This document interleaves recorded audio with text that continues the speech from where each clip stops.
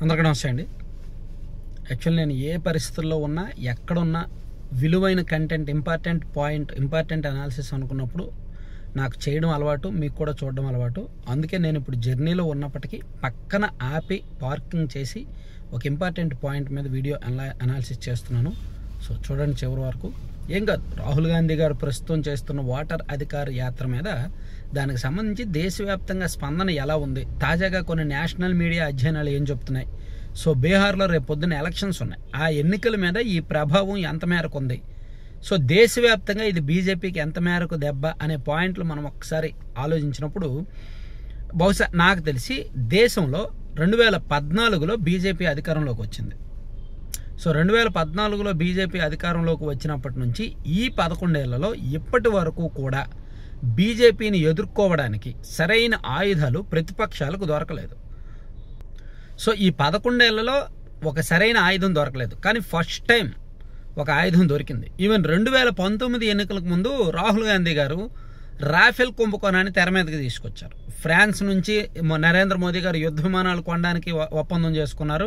అందులో భారీగా అవినీతి జరిగింది, 36,000 కోట్ల కుంభకోణం జరిగిందని ఆరోపణలు చేశారు. కానీ అది పెద్దగా జనంలోకి వెళ్ళలేదు.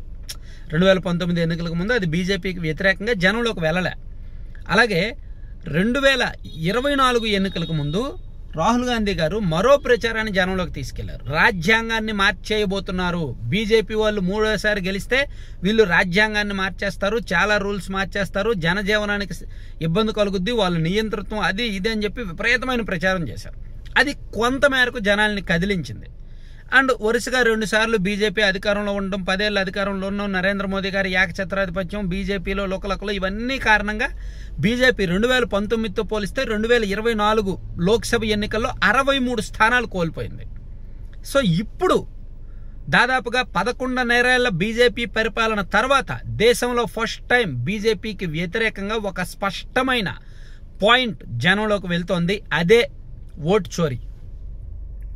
రాహుల్ గాంధీ గారు దాదాపుగా 3 వారాల కిందట బెంగుళూరు సెంట్రల్ పార్లమెంట్ పరిధిలో ఈ ఒక అసెంబ్లీ నియోజకవర్గం పరిధిలో దాదాపుగా 1,00,000 ఓట్లకు పైగా ఏ విధంగా చోరీకి గురయ్యాయి, ఏ విధంగా వాళ్ళు హ్యాండిల్ చేస్తున్నారు, ఏ విధంగా మ్యానిపులేట్ చేస్తున్నారు, బీజేపీ ఎన్నికల మేనేజ్మెంట్ ఏ విధంగా చేస్తోంది అనేది వాళ్ళు రాహుల్ గాంధీ గారు ప్రెస్ మీట్లో పూసగుచ్చినట్టు వివరించారు.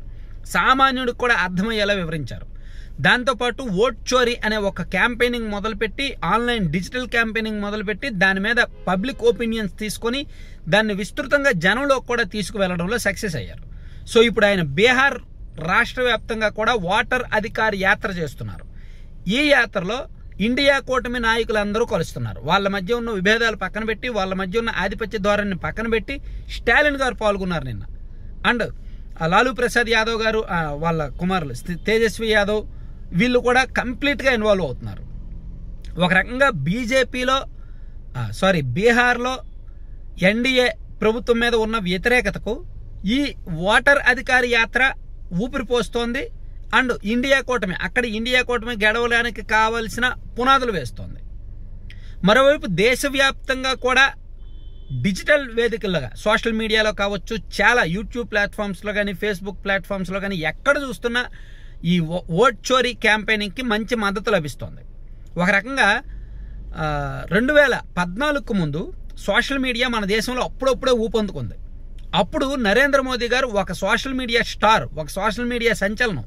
2014కు ముందు ఆయన గుజరాత్ ముఖ్యమంత్రిగా వరుసగా 3వ సారి గెలిచిన తర్వాత ఆయన మీద విపరీతంగా సోషల్ మీడియాలో పాజిటివ్ వైబ్స్ వచ్చేసాయి. దాంతో అది ఆయన గెలవడానికి విపరీతంగా ఉపయోగపడింది.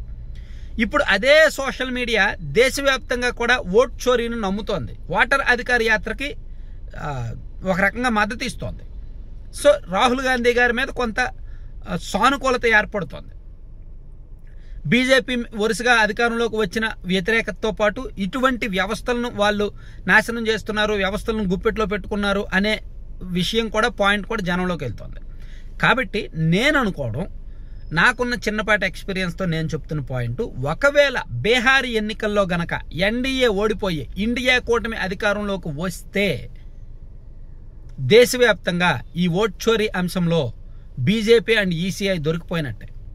ఎందుకంటే రాహుల్ గాంధీ గారు ఈ ఆరోపణ తెర మీదకి తీసుకొచ్చిన తర్వాత ఈసీ నుంచి, ఎన్నికల కమిషన్ నుంచి స్పష్టమైన ప్రకటన, స్పష్టమైన వివరణ ఒక్కటంటే ఒక్కటి కూడా లేదు. ఈవెన్ బీజేపీ వాళ్ళ దగ్గర నుంచి కూడా వివరణ లేదు, ప్రకటన లేదు. తేలుకుట్టిన దొంగల్లో ఉంటున్నారు. వాళ్ళు ఇచ్చిన వివరణ ఏదో వాళ్ళ కేడర్ని సాటిస్ఫై చేసింది తప్ప సాధారణ పబ్లిక్లోకి వెళ్ళలేదు. కానీ రాహుల్ గాంధీ గారు చేస్తున్న ఆరోపణ అండ్ ఆ యాత్ర సాధారణ జనంలోకి వెళ్తోంది, ఎడ్యుకేటెడ్ పీపుల్లోకి వెళ్తోంది. అందుకే దేశ రాజకీయ గాలి మారుతున్నట్టుంది అని నాకైతే అనిపిస్తోంది. మీకేమనిపిస్తుంది అనేది కూడా కామెంట్ చేయండి. Thank you.